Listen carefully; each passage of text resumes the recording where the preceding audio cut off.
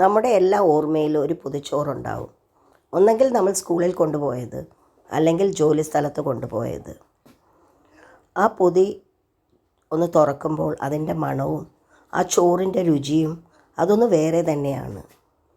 അന്ന് നമുക്കതിലുണ്ടായിരുന്നത് കുറച്ച് ചമ്മന്തിയും ഒരു തോരനും മുട്ട പൊരിച്ചതും മീൻ കറിയും ഒരു മീൻ പൊരിച്ചതുമായിരുന്നെങ്കിൽ നമുക്കിന്ന് ഈ പൊതിച്ചോറിൽ കുറേയേറെ വിഭവങ്ങളുണ്ട്. നമുക്ക് മുട്ട പൊരിച്ചതുണ്ട്, മീൻ കറിയുണ്ട്, മീൻ പൊരിച്ചതുണ്ട്, കോവയ്ക്ക ഫ്രൈ ഉണ്ട്, പയറ് തോരനുണ്ട്, ബീഫ് പെരട്ടൽ ഉണ്ട്, ചമ്മന്തിയുണ്ട്, പപ്പടമുണ്ട്, അച്ചാറും ഉണ്ട്.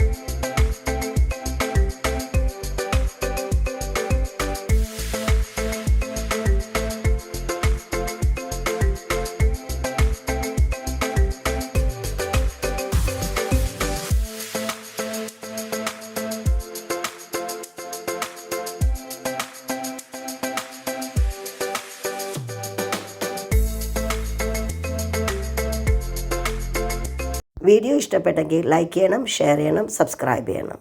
വീണ്ടും കാണുന്നത് വരെ ബൈ.